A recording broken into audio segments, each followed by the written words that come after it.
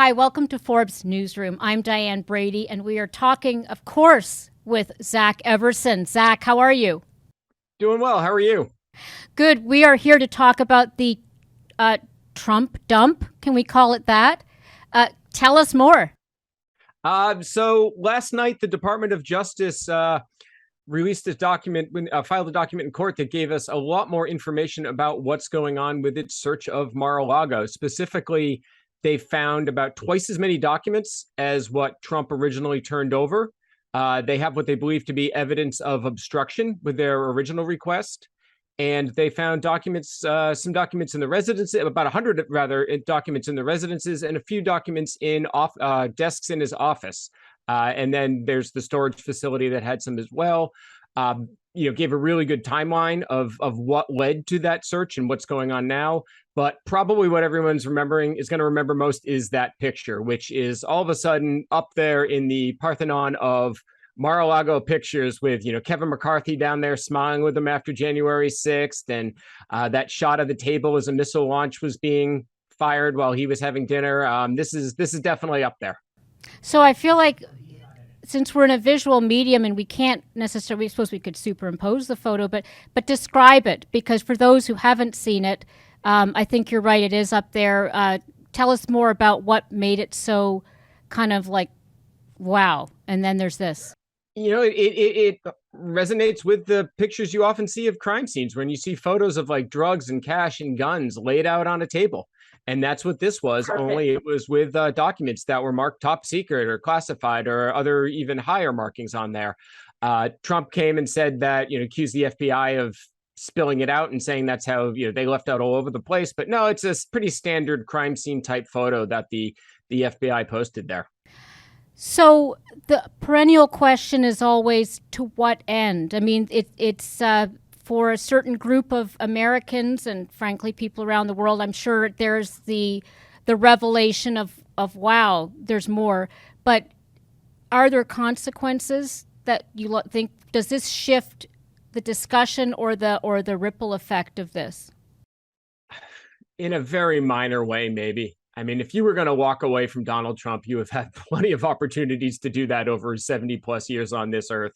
Most specifically Republicans with, during his candidacy and all those accusations of sexual misconduct, then go to impeachment 1, impeachment 2. Okay, maybe you don't impeach him then on the second time, but you walk away from him after January 6th and they all came back.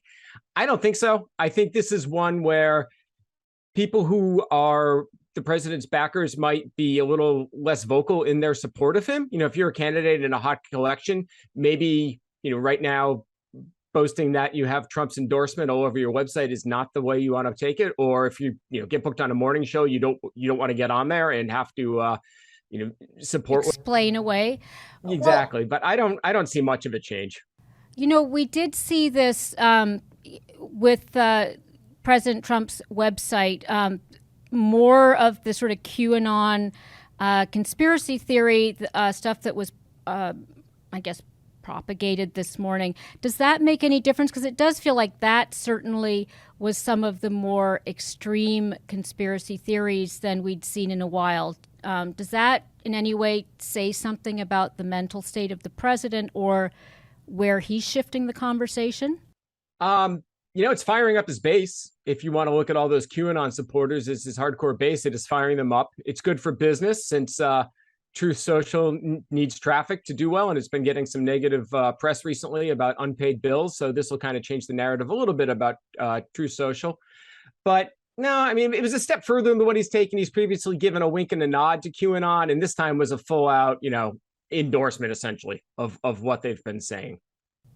So I think there is some, we are in a situation right now where we're looking toward the midterms, but we're also looking more generally at what's happening with the economy. We've seen, the stock market has had a couple of down days because of, what's coming out of the Fed. It's easy to get distracted by Mar-a-Lago. When you step back to the overall picture of how the country is feeling about the current president and the current economic situation, what are you seeing in general around the chatter in Washington? It's all on Trump. To be honest with you, it is Trump is once the soap opera wins.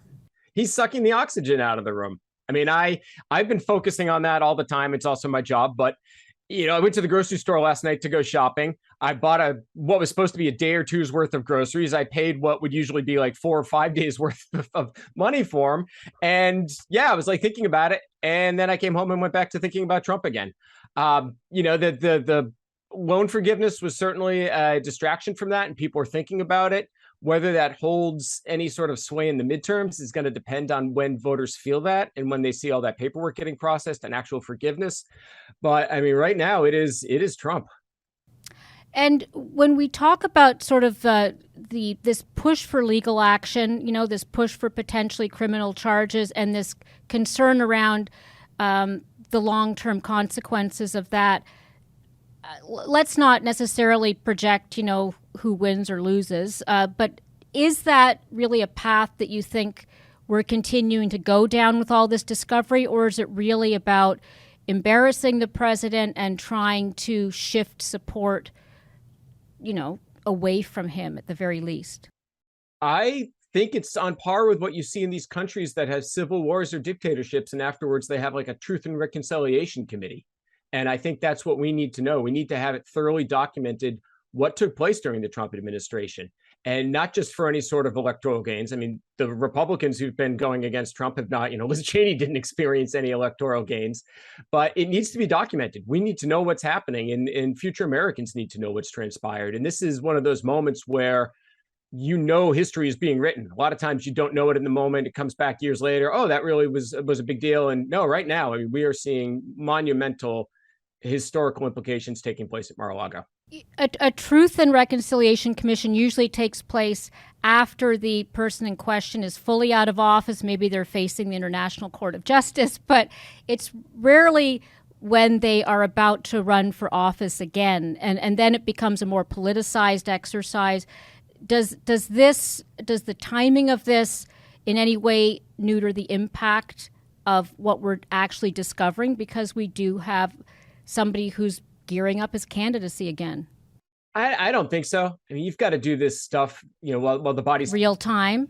Yeah, you can't just wait and give them more time. And their Department of Justice is saying you tried to obstruct it already, so giving them more time would be more time to obstruct. They had a whole litany of different delays that Trump and his attorneys have used to keep kicking this down the road. So I think it needed to be done immediately. And honestly, I don't think it matters for Trump supporters. They were going to support him no matter what, so he's not losing any of his base. There's some people on the fringes, but I don't think it really changes much whether you do this now or do this, once he was no longer a contender for coming back into the presidency. So, Zach, what's on your radar since you are on the Trump beat? You are following this day by day and sort of the broader ecosystem around it. Anything that you can give us a glimpse around the corner as to what to look for next?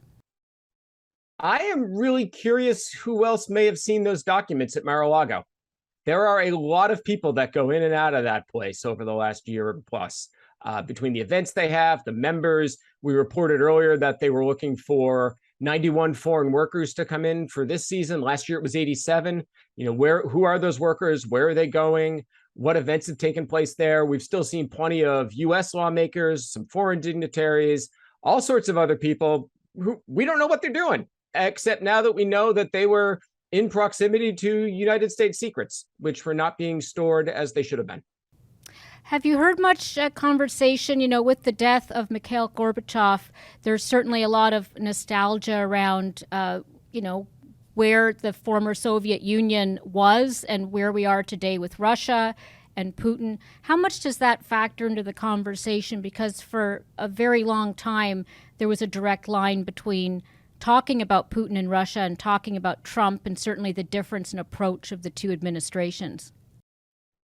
I haven't heard much Russia talk of late in any sort of connection with Trump. I mean, that might spike as soon as you see speculation about what these documents were for or who they were intended for, if they were to be shared. I mean, complete speculation on the internet, so worthless.